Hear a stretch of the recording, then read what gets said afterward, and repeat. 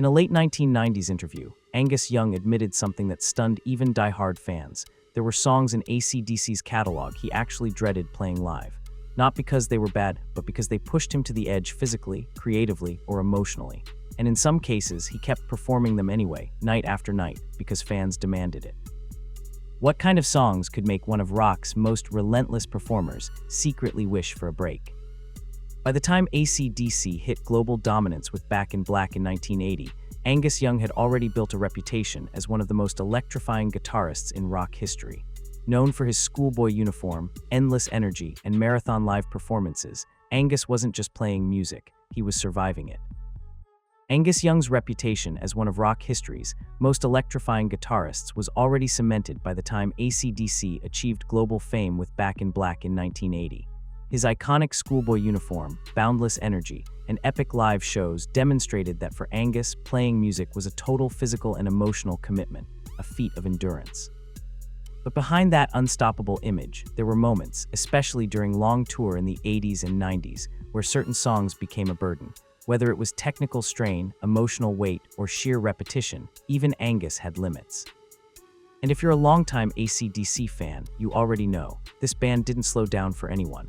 And if you're a longtime AC/DC fan, you already know, this band didn't slow down for anyone.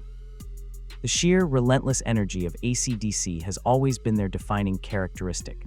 For over 4 decades, the Australian rock titans, fronted by the schoolboy uniform-clad guitarist Angus Young, maintained an almost superhuman pace, both in the studio and perhaps more famously on the road. From the moment they burst onto the international scene, the band's ethos was one of unyielding forward momentum. They were a musical juggernaut, delivering raw, blues-infused hard rock with a consistent, explosive power that few of their peers could match. Their commitment to this blistering tempo meant a grueling schedule of recording, touring, and performance, a pace that demanded absolute dedication and physical stamina from every member, and which they rarely, if ever, eased up on for the benefit of anyone. If you're new here and love these untold stories from rock history, consider subscribing, because the deeper you dig into bands like AC/DC, the more surprising things you uncover. 5. Let There Be Rock, 1977. Let There Be Rock wasn't just a song, it was a full-on endurance test. Released on the 1977 album of the same name, this track quickly became a live staple. But according to interviews Angus gave in the late 80s, it was also one of the most physically demanding songs in their entire setlist. The song often stretched beyond 10 minutes during live shows, especially in the late 70s and early 80s. During performances, like the legendary 1979 Paris show, Angus would launch into extended solos, sometimes leaving the stage, running through the crowd, or even collapsing on the floor mid-performance. According to crew members, those solos weren't just for show, they were exhausting. Angus reportedly described it as running a marathon with a guitar strapped to your chest, according to longtime crew members and road staff who witnessed the grueling touring schedules. Those iconic, high-energy guitar solos performed by Angus Young were far more than just a spectacular visual display. They were physically draining feats of endurance. The sheer exertion required to execute his signature frenetic, duck-walking, and stage-diving style, often for minutes on end under blistering stage lights, took a massive physical toll. Angus himself reportedly offered a vivid, telling analogy to describe the relentless physical demand of his stage persona. He described the experience as akin to running a marathon with a guitar strapped to your chest. This statement perfectly captures the incredible stamina needed to maintain his wild, non-stop performance throughout AC/DC's famously lengthy sets, underscoring the true athletic commitment behind his legendary showmanship. And yet the band couldn't drop it. Fans expected it. It was the climax of their live energy. But that wasn't the worst part. By the late 90s, when AC/DC was still performing it regularly, Angus was in his 40s and still expected to deliver the same intensity. That kind of physical repetition, it takes a toll. So while fans saw pure chaos and energy, behind the scenes, Angus knew this song was pushing his limits every single night. 4. Highway to Hell, 1979. Now this one might surprise you. Highway to Hell is arguably AC/DC's most recognizable anthem, but according to multiple interviews, including reflections from the band in the early 2000s, it carried a different kind of weight for Angus. Highway to Hell, one of AC/DC's most enduring and recognizable anthems, holds a complex place in the band's history, particularly for lead guitarist Angus Young. While the song is now a cornerstone of rock music and a guaranteed crowd pleaser, multiple accounts from the band's history suggest it carried a significantly different, perhaps heavier, weight for Angus himself. Reflections from the band, including interviews conducted in the early 2000s, confirm that the massive commercial success and the subsequent touring commitment associated with the track created a unique dynamic. For Angus, the song, which arrived as the title track of Bon Scott's final album in 1979, represented not just a triumphant hit, but also the beginning of an intense, perhaps unrelenting, phase of global superstardom and the subsequent pressures that came with it. This context lends a deeper, more personal shade to the guitarist's feelings about performing the iconic song throughout his long career. This wasn't just another hit, it was deeply tied to Bon Scott, who tragically passed away in 1980. Performing this song live meant revisiting that era constantly. While Angus never publicly said he hated the song, he did admit in interviews that certain tracks from the Bon Scott era brought a heavy emotional atmosphere on stage, and Highway to Hell was at the center of that. Imagine playing the same song, night after night, knowing it represents a chapter of your life that ended suddenly and painfully. Some fans even noticed that during certain tour, Angus's performances of the song felt more restrained, less chaotic than his usual style. Was it respect? Was it emotional weight? Or was it simply a song he couldn't fully enjoy anymore? But if that was emotional strain, the next one was pure frustration. 3 You Shook Me All Night Long, 1980. This is where things get interesting. You Shook Me All Night Long is one of AC/DC's biggest commercial successes. It helped define the Back in Black era, with Brian Johnson taking over vocals. But according to longtime fans and insiders, Angus grew tired of playing it, not because of the music, but because of the predictability.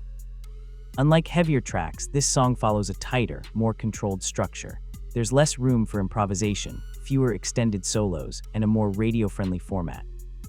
In interviews, Angus has often emphasized how much he enjoys letting loose on stage. This song didn't always give him that freedom. And after decades of playing it, it became routine. One crew member reportedly said that during rehearsals in the 90s, Angus would sometimes rush through it or treat it more like an obligation than a highlight. Still, it stayed in the setlist. Why? Because fans loved it. Because radio made it unavoidable. Because some songs become bigger than the band itself. But what happens when a song is not just repetitive, but technically frustrating? 2 Thunderstruck, 1990.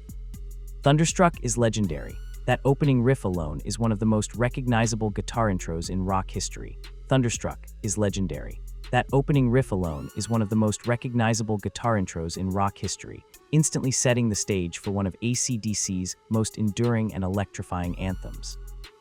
Released in 1990 as the lead single from the Razor's Edge album, the track rejuvenated the band's career and proved that even after decades, their signature blend of raw power and simple, infectious hooks was still potent. The song's distinct sound is anchored by Angus Young's phenomenal lead work, particularly that iconic, fast-paced pull-off hammer-on pattern played on an open B string.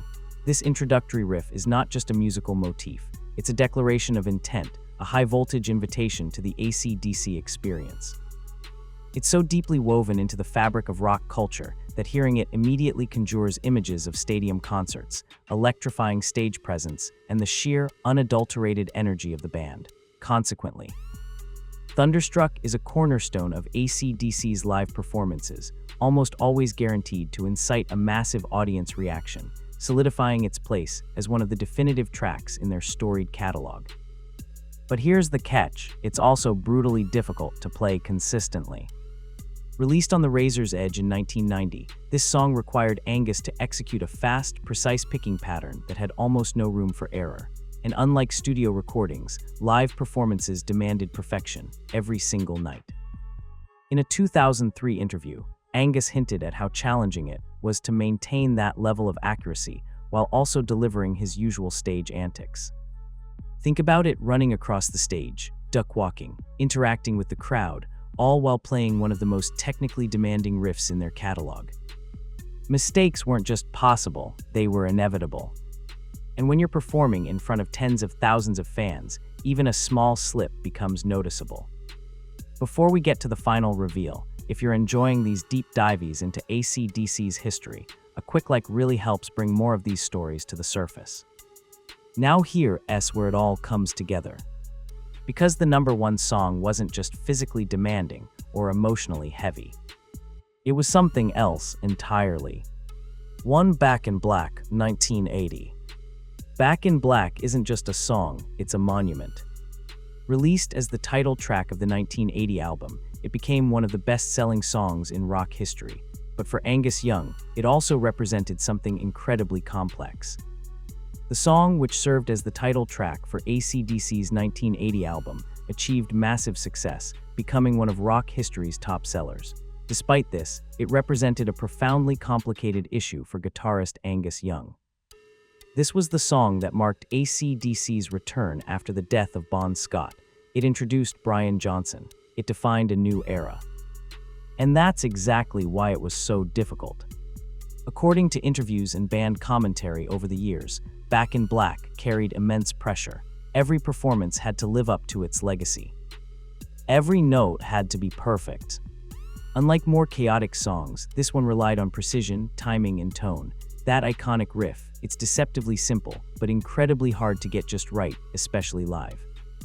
Angus once suggested that the song required a kind of discipline that wasn't always fun. It wasn't about going wild, it was about control. And when you've played it thousands of times, control can start to feel like confinement. But that's not all. There's also the psychological weight. This was the song that proved AC/DC could survive tragedy, that they could rebuild. So every time Angus played it, he wasn't just performing music. He was reliving a turning point in his life. And yet, he never stopped playing it. Because some songs aren't optional. They're part of who you are. For all the energy, chaos, and rebellion that defines AC/DC, these moments remind us of something deeper. Being a rock legend doesn't mean every song feels the same forever. Even for someone like Angus Young, the stage isn't always freedom. Sometimes it's my responsibility. If you made it this far, you're clearly as fascinated by AC/DC's story as we are. Subscribe if you want more untold stories from rock's greatest legends. And it makes you wonder how many other favorite songs carry stories we'll never fully hear.